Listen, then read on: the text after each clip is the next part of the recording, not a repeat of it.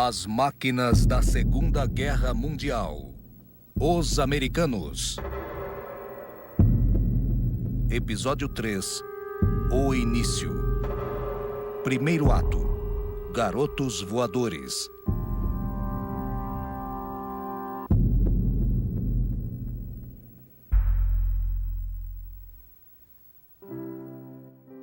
Em 1917, à medida em que a América se preparava para entrar na Primeira Guerra Mundial, a Força Aérea Americana era a 14ª do mundo. Os Estados Unidos haviam treinado aqueles aviadores que entrariam em combate na França junto com a famosa Esquadrilha Lafayette. A Esquadrilha Lafayette foi formada em abril de 1916. Quando o americano Norman Prince e um grupo de 7 pilotos tiveram a permissão de formar um esquadrão na esperança de forçar a entrada dos Estados Unidos na guerra. Os voluntários americanos eram um grupo bem eclético e nele encontrávamos um jogador de futebol americano, um cowboy sulista e até mesmo um filho de um ex-presidente dos Estados Unidos. Em junho, eles já estavam fazendo combates aéreos. Já estavam fazendo 5 missões por dia no final do mês. Todos os 7 pilotos que deram origem ao grupo estariam feridos ou mortos. Quase um ano depois dos Estados Unidos entrarem na guerra, a Esquadrilha Lafayette foi integrada no Serviço Aéreo Americano. Outros pilotos americanos que serviam para os franceses também foram convidados a se transferirem para as unidades americanas, exceção feita a Eugène Jacques Bullard, que fora ignorado porque era negro. Pelo ar ou por terra, os Estados Unidos ainda não estavam preparados para lutar numa guerra mundial.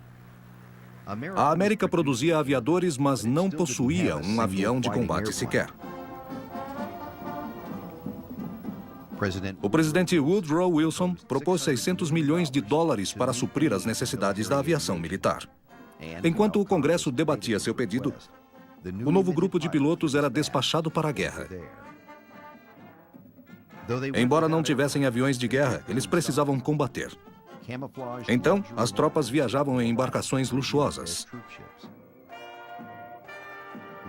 No fim de 1917, o primeiro esquadrão aéreo foi formado sob o comando do Major Ralph Royce. Os soldados de Royce formaram a primeira unidade de aviação só com pilotos americanos que entraram em combate. Eram jovens e inexperientes, mas eram ousados.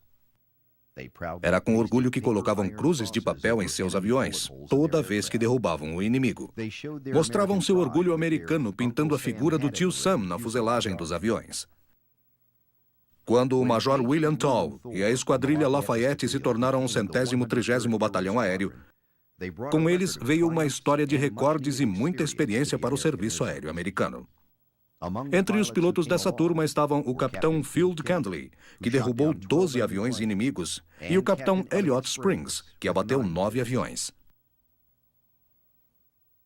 Outra grande ajuda para os novatos americanos em serviço foi o Major Raoul Lufbery, que derrubou 17 aviões inimigos. Lufbery nasceu na França, mas aos 19 anos mudou-se para os Estados Unidos. Quando a guerra estourou, ele se alistou na Legião Estrangeira Francesa. Em maio de 1916, ele se incorporou à Esquadrilha Lafayette e logo ele se tornou as do grupo. Em 1918, juntou-se ao Serviço Aéreo Americano como instrutor de combate. Morreu em maio de 1918, quando um piloto inexperiente e afoito atirou contra ele. Com o avião pegando fogo e caindo e o grupo no chão assistindo, ele saltou para a morte para evitar que morresse queimado. O as dos ases americanos agora era um ex-piloto de corridas, capitão Ed Rickenbacker. Ele tinha a marca fabulosa de 26 abatimentos em combates aéreos. Aos 27 anos, Rickenbacker era velho para os padrões de piloto. E só foi aceito graças à recomendação especial de Bill Mitchell. Ele não se dava bem com seus colegas mais educados. Ele era grande, velho e desajeitado. Só falava sobre carros e gostava de falar palavrões. Isso o afastava de seus colegas americanos. Mas, graças à sua habilidade no ar, tudo isso caía por terra e o nivelava aos companheiros. A grande maioria dos pilotos que ele matou nunca percebeu a presença dele. Ele se aproximava silencioso, disparava a metralhadora e ia embora. Rickenbacker foi colecionando vitórias e atenção. Em outubro de 1918, ele superou o número de aviões abatidos por Lufberry, tornando-se o as, e foi recomendado para ser o comandante do 94º Esquadrão. Os alemães lançaram sua ofensiva final no dia 21 de março de 1918. Com os aviões apoiando as tropas de terra, os alemães conseguiram penetrar em várias linhas aliadas. E mais uma vez, o exército do Kaiser marchava por Paris. Os aviões atacavam com fúria, dando proteção aos soldados que estavam no chão. Os alemães mandaram seus bombardeiros na batalha para atacarem posições chaves e postos de suprimento. Com o pensamento na vitória, a ofensiva alemã ficou literalmente sem combustível. Em junho, as missões aéreas foram reduzidas devido à sua falta. Enquanto os aliados substituíam aviões e homens, os alemães não tinham essa capacidade. Os soldados americanos chegavam aos milhares. Em julho, os aliados partiram para a ofensiva. Os alemães foram varridos do céu graças à combinação do poderio humano e dos aviões.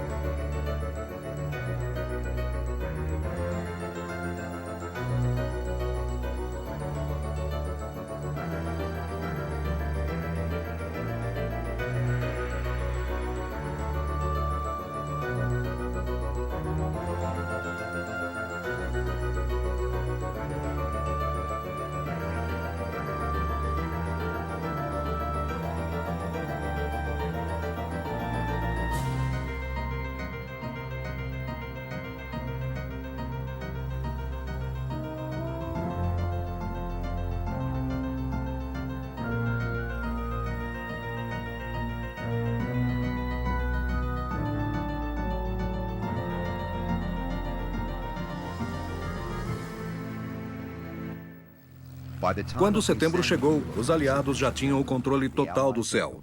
Nesse momento, somando-se todas as frentes de batalha, a frota total em 1914 era de 500 aviões. Mas esse número cresceu a ponto do general americano Bill Mitchell comandar 1.500 aeronaves entre franceses, ingleses e americanos sobre um pequeno setor do fronte ocidental.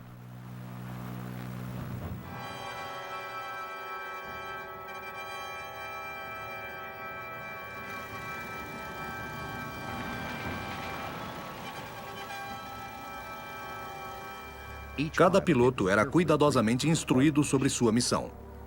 Aviadores americanos em 169 aviões formavam um grupo sólido de combatentes aliados que davam apoio para as tropas terrestres, além de bombardearem pontos de observação dos inimigos e fazê-los queimar em pleno ar.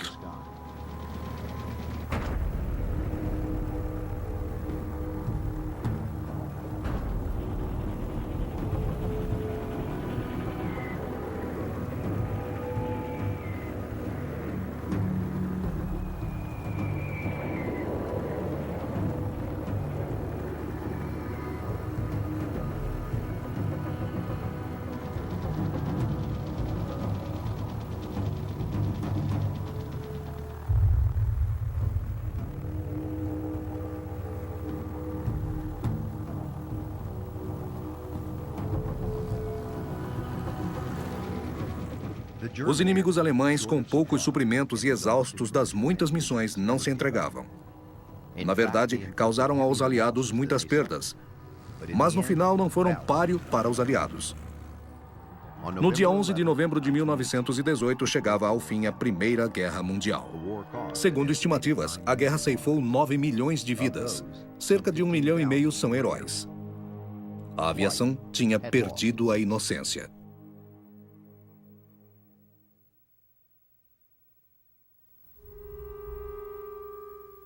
Segundo ato: O Rebelde.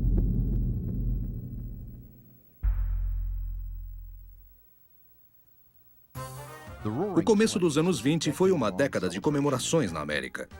Era o tempo da lei seca, dos grandes milionários e das lendas do esporte. Para o núcleo do exército, era uma época sombria e dolorosa.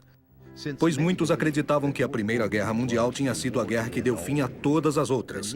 Então não era uma necessidade naquele momento a expansão da força militar. Billy Mitchell era comparado a um profeta. Veterano da guerra hispano-americana e oficial de contingência do Departamento de Informações do Exército Americano, Mitchell previu em 1906 que as futuras guerras seriam travadas no ar e disse que a América precisava estar preparada. Foi incumbido de organizar na aeronáutica o Departamento de Informações. Graças a seus esforços na Primeira Guerra Mundial, ele obteve seu reconhecimento. Inclusive, ele foi promovido ao posto de brigadeiro-general e comandou todas as unidades americanas na França. Em setembro de 1918, ele planejou e liderou aproximadamente 1.500 aviadores entre americanos, britânicos e italianos na fase aérea da Batalha de Saint-Michel, uma das primeiras ofensivas terrestres coordenadas que se teve na história.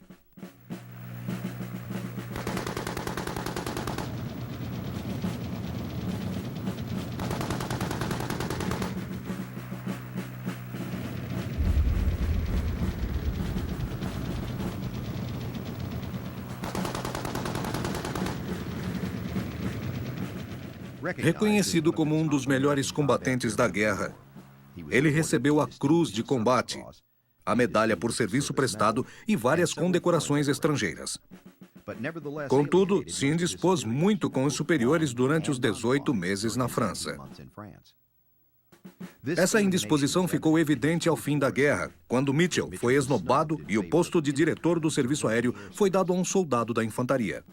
Mitchell enfureceu a Marinha ao lançar um desafio de que era capaz de afundar navios mesmo em condição de guerra, e que provaria afundando navios de guerra alemães.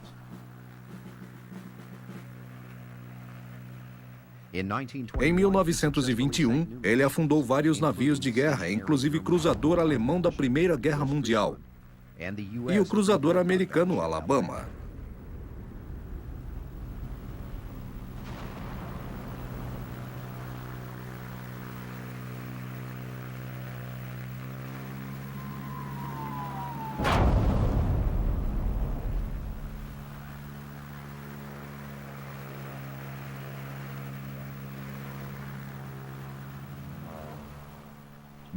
A esquadrilha de Mitchell foi bem sucedida ao afundar o Ostfriesland e vários outros navios em testes subsequentes.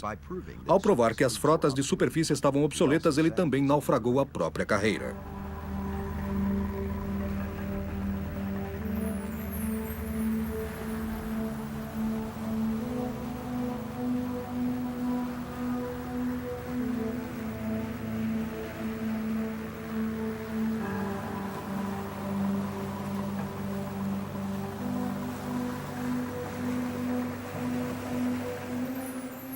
Em 1924, os superiores de Mitchell o enviaram para o Havaí, depois para a Ásia, para tirá-lo das manchetes dos jornais.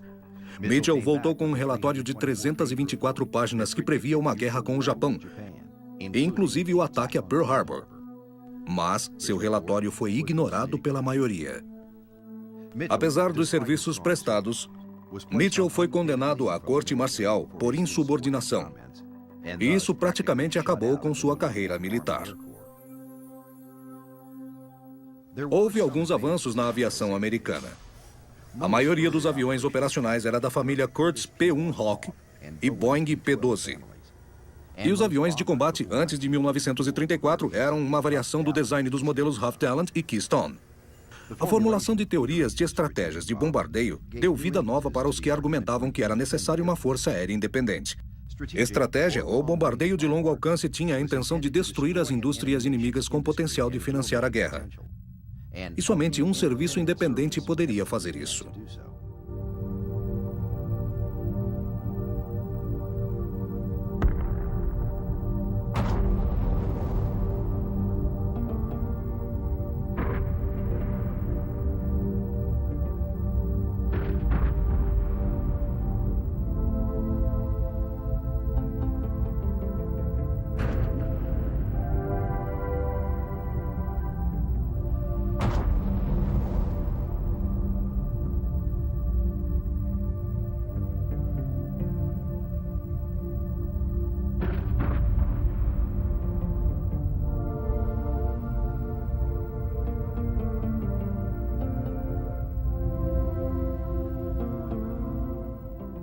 Apesar de uma certa obstrução do Departamento da Guerra, cuja desculpa foi a falta de dinheiro, a Força Aérea conseguiu grandes feitos durante a década de 1930.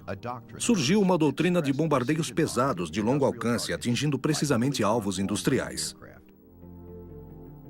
Foram desenvolvidos novos bombardeiros para melhorar a efetividade dos ataques, particularmente velocidade e altitude. A superioridade dos bombardeiros resultou no estudo da visibilidade de 1934 para um bombardeiro de 35 toneladas com 4 motores, chamado de Boeing XB-15, totalmente preparado para combate, guiado pelo design do modelo 299, que mais tarde se tornaria a Fortaleza Voadora B-17, lançado em julho de 1935.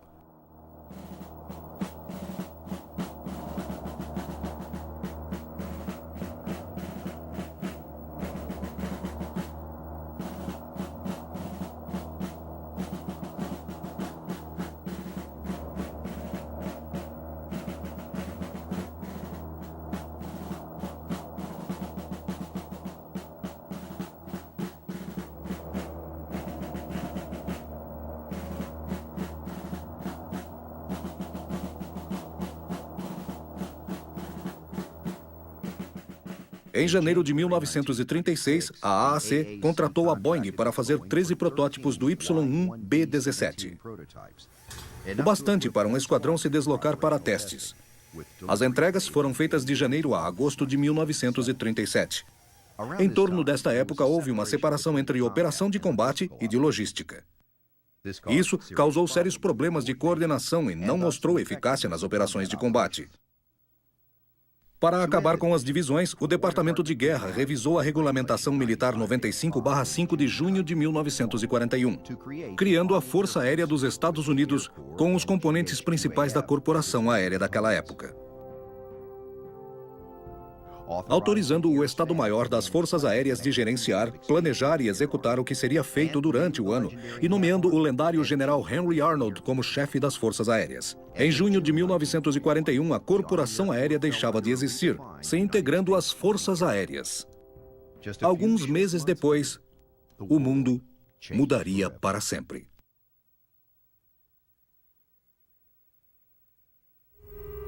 Terceiro ato. Os primeiros dias.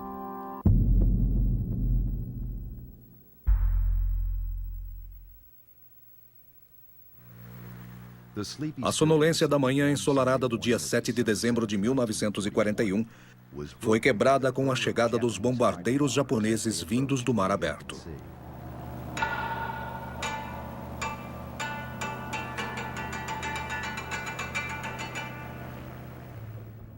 Homens da base de treinamento da Força Aérea estavam com dificuldades em se defender e defenderem seus equipamentos e naves. Enquanto os japoneses atacavam a base com fúria, poucos foram capazes de decolar e lutar de igual para igual com o inimigo. Historiadores sustentam que a defesa de Pearl Harbor em dezembro de 41 foi o marco zero.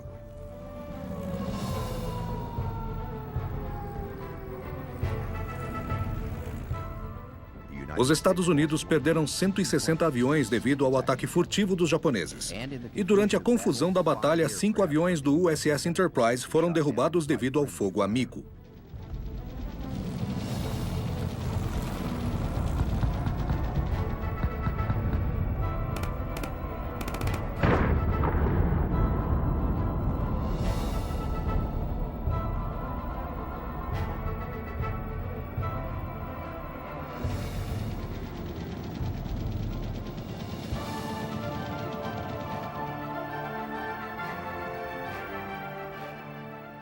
O custo foi enorme para todas as forças americanas estacionadas em Pearl Harbor, incluindo a Força Aérea. A nação ficou atônita com o poderio de destruição gerado pela Força Aérea japonesa.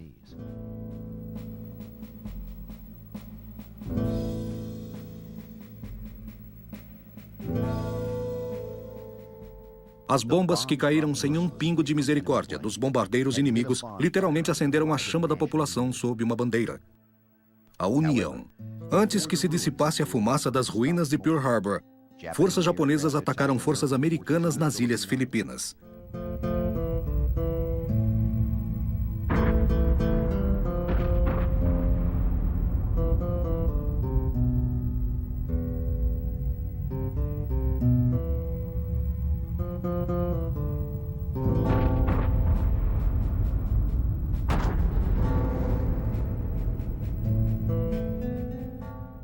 Comandando as forças americanas no Extremo Oriente estava o general Douglas MacArthur. A maioria das tropas de MacArthur foram enviadas para manter as ilhas filipinas de Luzon, em Mindanao. Em outubro de 1941, MacArthur informa ao general George Marshall que ele tinha 135 mil tropas, 220 combatentes variados, bombardeiros e aviões de reconhecimento. Isso proporcionou uma força ofensiva e defensiva extremamente bem estruturada.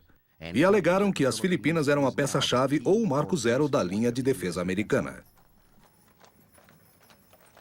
Contudo, esse número expressivo não abalou a Força Aérea Japonesa. Eles juntaram todos os aviões para lutarem numa batalha que era considerada perdida.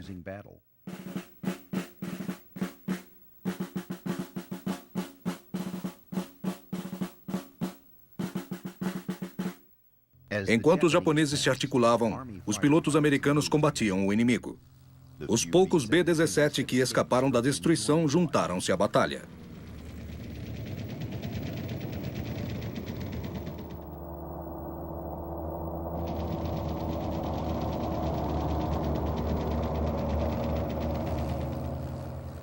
Uma tropa sob o comando do capitão Colin Kelly foi para cima do porta-aviões japonês.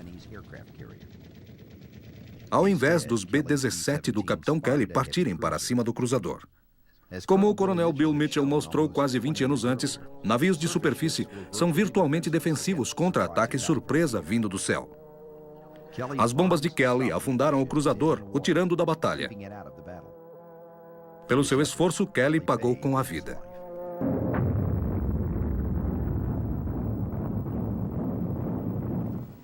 O ataque nas Filipinas destruiu metade da Força Aérea de MacArthur. Ele foi duramente criticado por isso, pelo fato de ter sido avisado para mover sua Força Aérea depois do ataque no Havaí no dia anterior. Após meses de luta, os japoneses finalmente expulsaram os aliados das Filipinas. MacArthur e o que sobrou da Força Aérea do Pacífico se recolheu na Austrália. As forças do eixo tiveram 10 anos para construir sua Força Aérea. Os Estados Unidos tiveram que fazer em 1 ano, e ao mesmo tempo enfrentar um inimigo feroz. Isso fez a indústria americana dobrar ou quadruplicar seu efetivo de guerra. Havia sim uma esperança para a vitória, graças aos russos e ingleses que deram aos Estados Unidos tempo para suprir os seus aliados e construir sua força aérea. A ponto do Comitê Truman declarar: tivemos sucesso na criação de uma indústria aérea americana, às quais temos a esperança de se equivaler.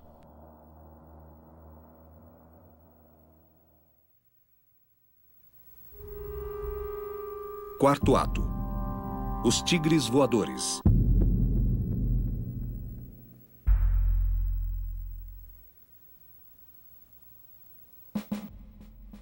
Mesmo antes de Pearl Harbor, as esquadrilhas de Tomahawks P-40 consistiam em sua maioria de pilotos do Exército e alguns pilotos da Marinha e fuzileiros, que treinavam secretamente em Burma sob a designação do Grupo Voluntário Americano.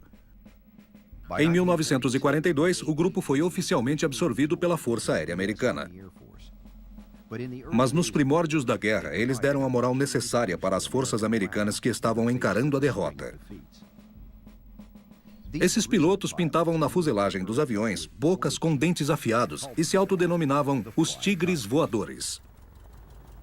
Embora muitas vezes chamados de unidade mercenária, o Grupo Voluntário Americano era singular e havia um fundo para recrutar unidades de trabalho nos Estados Unidos. Os pilotos passaram pelos serviços aéreos dos Estados Unidos ou eram oficiais da reserva. Contrariando a lenda, nenhum foi recrutado de postos da aviação civil ou espetáculos aéreos. Alguns dias depois do acontecido em Pearl Harbor, o primeiro e segundo esquadrão dos Tigres Voadores são enviados para Kunming, ao longo do caminho de Burma. Lá, Chennault monta o quartel-general de batalha e uma rede de comunicação com olheiros da aviação chinesa. Os japoneses estão estabelecidos 96 quilômetros à frente, em Hanoi, seguindo para Kunming para destruir os Tigres. No momento em que os japoneses decolaram, o mundo ficou de olho em Chennault e nos Tigres Voadores, pois presumiu-se que estavam sob fogo cerrado. Olheiros em lugares isolados e em morros altos usaram lentes para passar o sinal à frente. Esse foi um momento decisivo. Após uma batalha dura, A Força Aérea estava determinada a não perder outro avião em terra. Para os pilotos, Kunming não seria outra Pearl Harbor. Esse ataque não era surpresa. Os japoneses estavam dispostos a arrancar os dentes afiados dos tigres. Os tigres partiam um após o outro e voavam na formação tigre e se protegiam nas nuvens. Então, centenas de pés acima do chão, a batalha se inicia. Aviões despejam suas cargas. Os tigres atiravam com precisão mortal. Em minutos, os japoneses perderam 3 aviões na luta aérea e o quarto ficou tão avariado que caiu antes mesmo de dar algum tiro.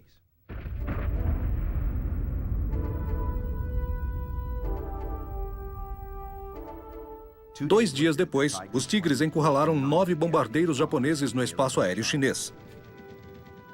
Os japoneses perderam 60% de sua força em 3 dias e nunca mais voltaram a atacar Kunming.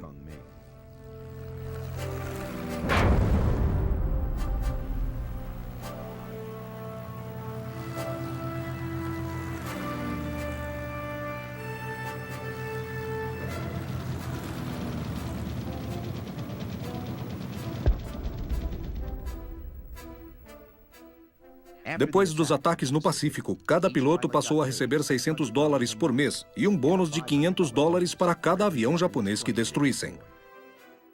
Os 84 tigres voadores eram os únicos aliados na China e a única tropa americana totalmente compromissada com a guerra. E como a esquadrilha Lafayette que lutou com os franceses na Primeira Guerra Mundial, as pequenas vitórias dos tigres voadores eram cheias de mensagens. A primeira era de que para os pilotos americanos não importava onde estivessem. Jamais se entregariam sem lutar. Mas para se ganhar uma guerra seria necessário centenas de homens capacitados no chão, no mar e, claro, no ar. O sucesso do grupo voluntário americano culminou com negociações na primavera de 1942, para incluir a unidade dentro da Agência de Aviação dos Estados Unidos com Chennault como comandante. Chennault foi recolocado na agência como coronel e logo promovido a brigadeiro-general para comandar as unidades da Força Aérea Americana na China. E também continuava no comando do grupo graças à cooperação com a Força Aérea Chinesa. No dia 4 de julho de 1942, o grupo voluntário americano era substituído pelo 23º Grupo de Combatentes. Infelizmente, nenhum dos pilotos do grupo seguiu com a unidade, apesar do general ter sido mandado para negociar com eles. Contudo, 5 pilotos aceitaram ficar para a China, incluindo Tex Hill, um dos soldados mais leais a Chennault, enquanto que os outros permaneceram durante um período de transição que foi apenas de 2 semanas. A maioria dos pilotos do grupo eram pilotos de transporte na China e voltaram para a América em empregos civis ou voltariam a se juntar às forças militares americanas em qualquer lugar no mundo.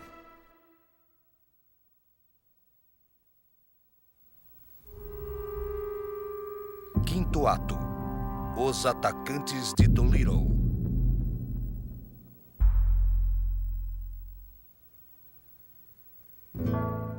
Mesmo com o sucesso dos tigres voadores, as forças aliadas precisavam de algo mais. Os filipinos tinham se rendido. Os americanos foram humilhados e torturados em Bataan. Os nazistas já dominavam quase toda a Europa e o norte da África. As forças americanas no exterior precisavam de alguma coisa que desse moral àqueles que estavam nos Estados Unidos. Um oficial de submarino propôs um plano para contra-atacar os japoneses.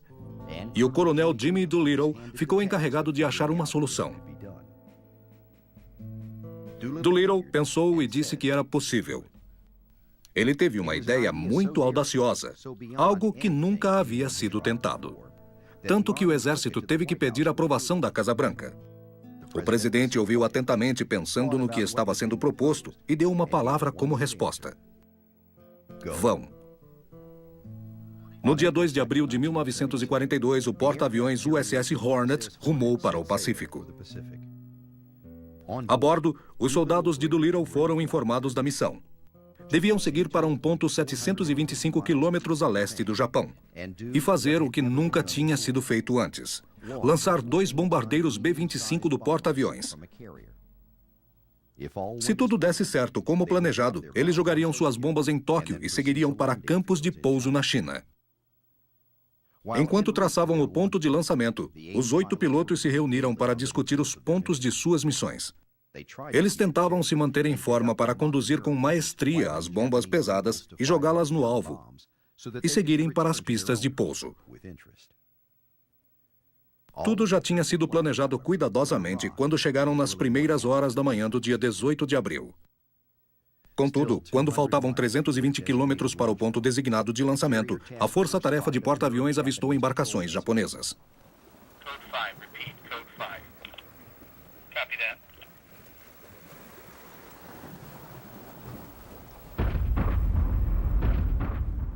Os navios foram destruídos, mas permanecia a pergunta. Eles informaram ter visto os americanos? O almirante Halsey, comandante da força-tarefa, não podia correr o risco de colocar em perigo seus porta-aviões seguindo adiante em águas japonesas. Depois de confabular com Doolittle, ordenou que os bombardeiros fossem lançados imediatamente. Isso queria dizer que Doolittle e seus B-25 teriam de voar além do planejado 400 quilômetros para atingir seu destino.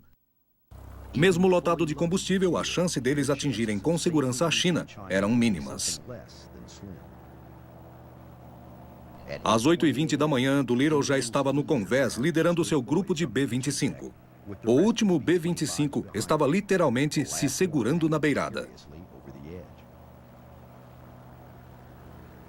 Com 30 metros de espaço, Doolittle se tornou o primeiro piloto na história a ser lançado de um convés de porta-aviões com um bombardeiro de médio porte. Logo, um bombardeiro atrás do outro preenchia o céu e os soldados rumavam para sua missão.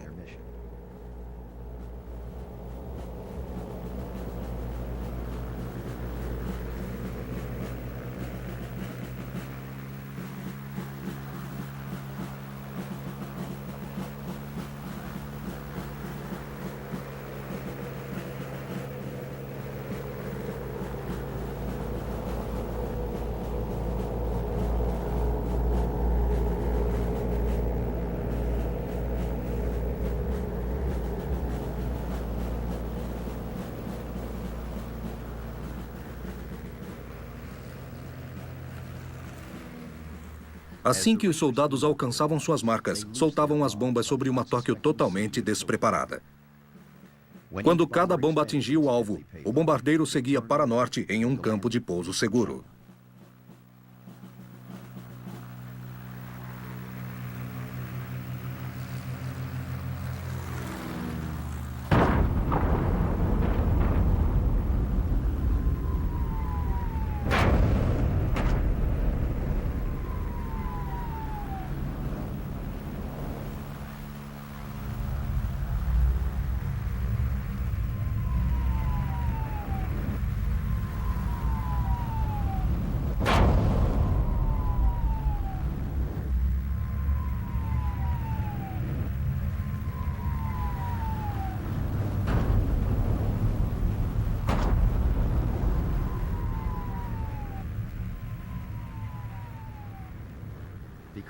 Devido ao mau tempo e à falta de combustível, nenhum dos B-25 foram capazes de atingir campos de pouso seguros na China. E imediatamente após o fim dos bombardeios e com suas aeronaves perdidas, Doolittle estava convencido de que sua missão tinha fracassado totalmente. Mas ele estava errado. O efeito militar na incursão foi mínimo. Mas embora os danos físicos pudessem ser reparados em alguns dias, os japoneses provaram do próprio veneno pela primeira vez. E isso mexeu com eles. Graças a essa incursão de Doolittle, a maioria dos pilotos de B-25 que chegaram na China ficaram em segurança devido à ajuda dos civis chineses. Mas os chineses pagaram um preço alto por dar abrigo aos americanos. Os japoneses aniquilaram cerca de 250 mil civis na busca pelos homens de Doolittle. 2 aviões foram enviados para a localização deles, mas falharam.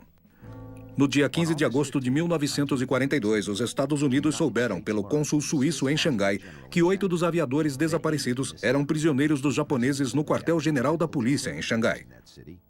E que 2 pilotos tinham morrido com a queda de seus aviões.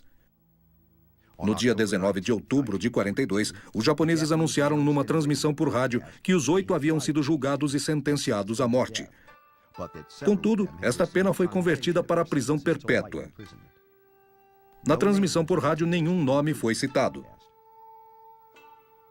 A propaganda japonesa ridicularizou a incursão, classificando-a como fracassada. A maioria dos B-25 foi derrubado. Mas, na verdade, nenhum B-25 foi derrubado durante a incursão. Na China, Doolittle e os sobreviventes foram condecorados pelo governo chinês. E quando retornaram para solo americano, receberam a condecoração de heróis. Pelos seus feitos, o general Doolittle, um ex-aviador de show aéreo, foi agraciado com a medalha de honra pelo Congresso e promovido a brigadeiro general.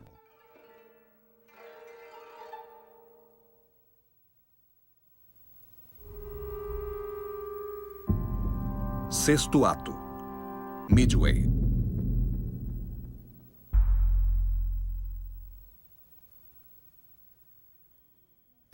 Os japoneses sentiram a ferroada de um ataque em solo próprio, e eles não se renderiam facilmente. Em 18 de maio de 1942, toda a Força Aérea estava em alerta total, antecipando um ataque inimigo no Havaí ou um ataque sobre as forças americanas em Midway. Em Midway, a Marinha trabalhou noite e dia para preparar defesas na ilha. E o Grupo 22 da Frota de Aviões da Marinha, o MNG-22, com base em Midway, foi trazido para incluir 28 combatentes e 35 bombardeiros. Finalmente, às 9h04 da manhã do dia 3 de junho, os aviões de busca fizeram o primeiro contato, quando um avião de patrulha pegou 2 navios de carga inimigos 756 quilômetros a oeste de Midway. O palco estava armado. Na tarde desse mesmo dia, 9 B-17s do Esquadrão de Bombas 431 surpreenderam a força de transportes japonesa que auxiliava aviões 756 quilômetros a oeste de Midway. Eles soltaram mais de 16 toneladas de bomba de demolição de quase 2.500 metros de altura. Os danos sofridos pela força de transportes foi considerável. Incluindo 5 ataques com sucesso e vários disparos que passaram muito perto, o primeiro golpe havia sido dado. Na manhã de 4 de junho, alguns aviões patrulhavam o céu, procurando pela principal força inimiga. Em minutos, eles foram encontrados. Informaram sua descoberta e os pilotos do exército responderam, levantando voo em busca de ação. E eles a encontraram no espaço aéreo. Todos os porta-aviões japoneses foram massacrados pelos B-17 e por bombardeiros que decolaram de 3 porta-aviões norte-americanos no oceano. Um por um, os navios japoneses pegaram fogo e afundaram.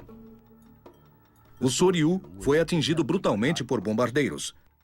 O Akaga também afundou alguns minutos depois, enquanto que o Hiryu, que havia escapado dos primeiros ataques, foi pego por bombardeiros dos porta-aviões americanos Enterprise e Hornet no final da tarde. O navio afundou na manhã do dia 5, junto com o Akaga, mas não antes de ser encontrado por 6 aviões B-17 indo de Oahu para Midway. Os bombardeiros atacaram a mais de 1.000 metros de altura e atacaram os decks dos porta-aviões, fazendo os homens baixarem-se para se proteger das munições que explodiam. Naquela noite, a batalha terminou. Os porta-aviões inimigos estavam destruídos e afundando. E Yamamoto percebeu que, sem sua força aérea, ele não tinha outra alternativa a não ser a rendição. As instalações e pistas de decolagem em Midway sofreram numerosos ataques dos combatentes e bombardeiros japoneses. Mas os ataques não tiveram o efeito desejado. Midway ainda estava nas mãos dos americanos. E os japoneses foram mandados de volta para a segurança de seus territórios ocupados. Graças à Força Aérea, o rumo da guerra estava mudando.